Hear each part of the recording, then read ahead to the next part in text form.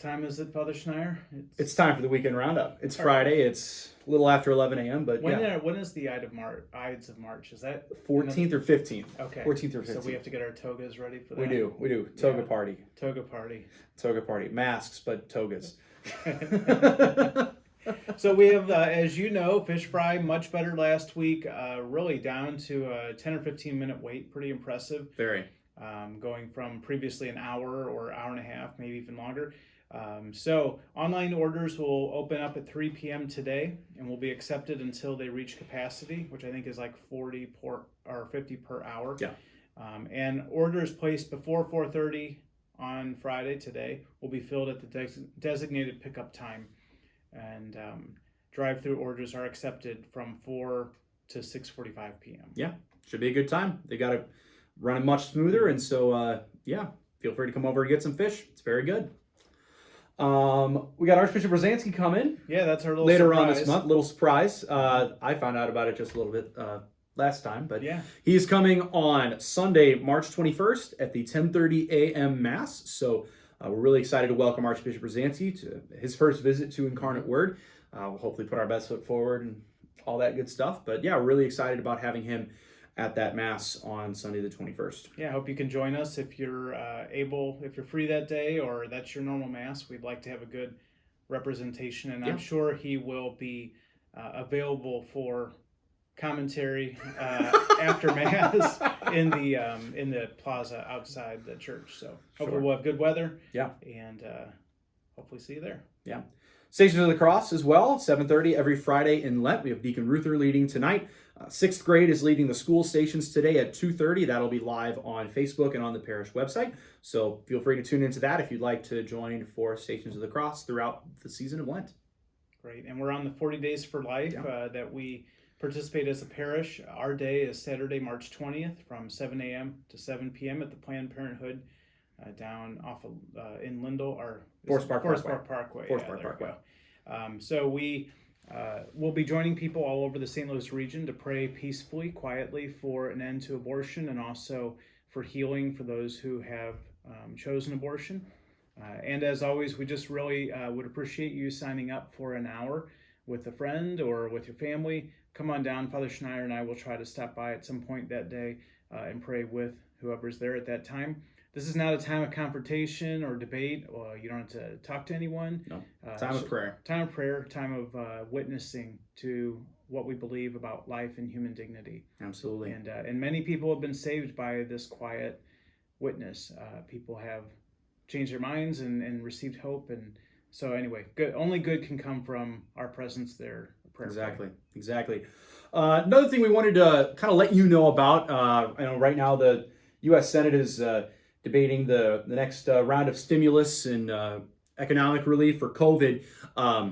Obviously, that's there's a lot of people who are in need of some help, so it's good that they're doing that. Unlike some of the previous bills, though, unfortunately, this one doesn't include protections under the Hyde Amendment. There's some money here that's being allocated towards taxpayer money going toward abortion-related services and things like that. And obviously, our bishops want as many folks to get economic relief as possible during these very difficult times, but also to do it in an ethical manner and to not have some of that money going towards immoral things. So is it on our parish's website? On our parish's website homepage, there's a button under the American Rescue Plan Act of 2021.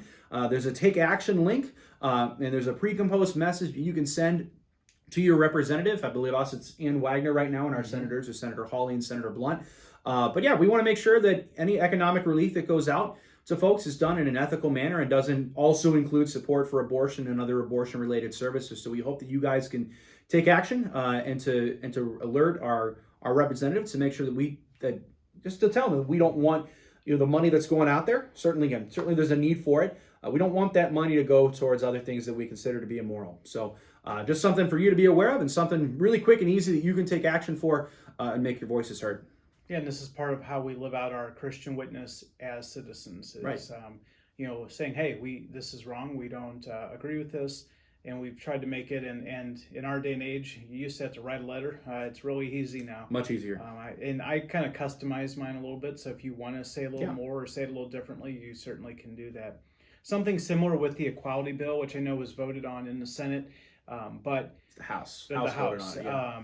That's another one that is important to make our voice known, which would, in kind of a subtle way, would not respect differences in beliefs about marriage and sexuality. It would actually discriminate against people of faith and make that sort of like the minority position, or the way God has made us both as individuals, male and female, and His plan for marriage. It would turn that on its ear. Right.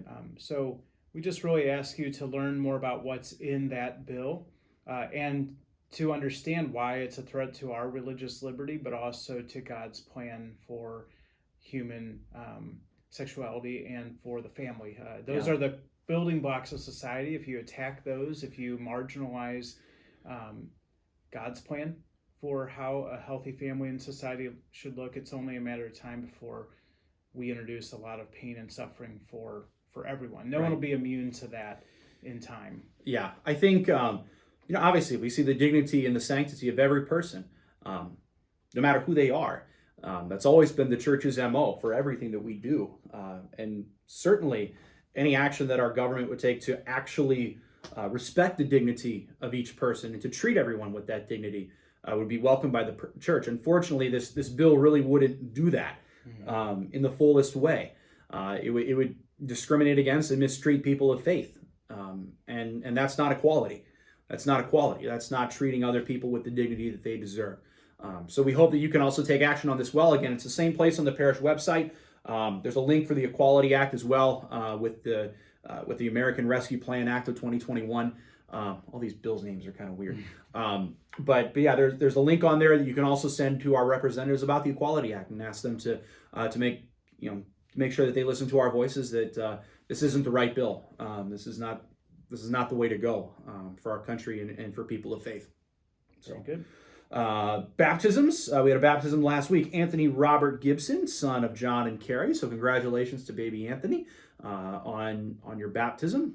Did you say son of John Kerry or no? John and Carrie. Okay, all right. John and Carrie. Yes, sorry. Stuff. Yeah. It's not. I did not have a Freudian slip. John and Carrie, not son of Senator John Kerry. This weekend, readings for this weekend, we've got the cleansing of the temple for the gospel. We got the giving of the commandments to Moses for the first reading. I'm going to kind of be looking at the second reading a little bit. It talks about Jews look for signs, Greeks look for wisdom, but we preach Christ crucified. And it talks about how God's weakness is stronger than human strength, and how God's wisdom is wiser. God's folly is wiser than human wisdom. I think that I said that right. Yeah. Roughly speaking. Yeah, roughly speaking. But I'm going to talk about that. We often feel that in order to be successful, we have to assert ourselves, that we have to be bombastic.